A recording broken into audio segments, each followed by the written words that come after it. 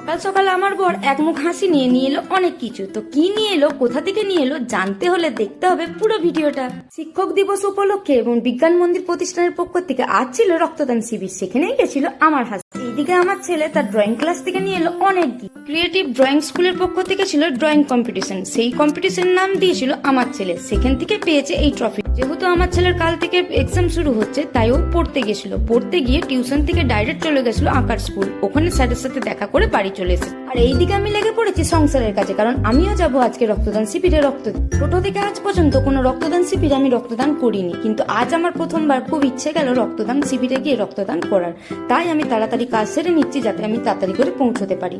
আজ যেহেতু সানডে ছুটির দিন তাই করেছিলাম অনেক কাচাকুচি, আর রোদটাও কিন্তু আজ প্রচন্ড পরিমাণে দিয়ে সবকিছু সেরে নিয়ে বসে পড়লাম রান্না করতে। আর এইদিকে দেখে আমার হাজবেন্ড অনেক বাজার নিয়ে এসেছে। আর যেহেতু আজ পূর্ণিমা তার সাথে চন্দ্রগ্রহণ, তাই আমাদের বাড়িতে আজ মাংস হয়নি, আর নিয়ে এসেছিল মাশরুম ছাতু, আর তার সাথে ছিল মাছ। বাজার থেকে ভেবে ফেললাম করবো আজ ওলের ডান্না, তার সাথে করবো মাশরুম স্যুপ। সত্যি বলতে প্রাকৃতিক জিনিসের টেস্ট আর চাষ করার টেস্ট দুটো জিনিসের মধ্যে পার্থক্য তো থাকবেই। যেহেতু আজ ছুটির দিন তাই করে ফেললাম একটু রূপচর্চা।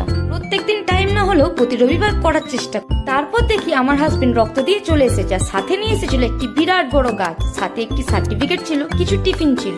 যেহেতু আজকে প্রচন্ড পরিমাণে রোদের তাপ ছিল তাই গাছটি অনেকটি ঝিমড়ে গেছিল, তাই আমি হাজবেন্ডকে বললাম ছাদে রেখে দিয়ে একটু জল দিয়ে দিতে। বিজ্ঞান মন্দিরের টিচারের অনুপ্রেরণায় এবং ছেলে মেয়েদের প্রচেষ্টায় এই রক্তদান শিবির হয়েছিল অনেক বড়। বিজ্ঞান মন্দির প্রতিষ্ঠানের পক্ষ থেকে প্রতি বছরই হয় এই রক্তদান শিবির। আগের বছর আমার হাজবেন্ডকে এই গাছটি গিফট করেছিল। আজ গাছটি অনেক বড় হয়ে গেছে এবং অনেক পরিমাণে ফুল দেয়, সাথে দিয়েছিল একটি সার্টিফিকেট। সত্যি বলতে অনেক রক্তদান শিবিরে দেখেছি নানান ধরনের গিফট দিতে, কিন্তু আমাদের বিজ্ঞান মন্দিরের পক্ষ থেকে যে গিফটটি দিয়েছে তার কোনো বিকল্প হয় না, কারণ একটি গাছ কোটি কোটি মানুষের প্রাণ।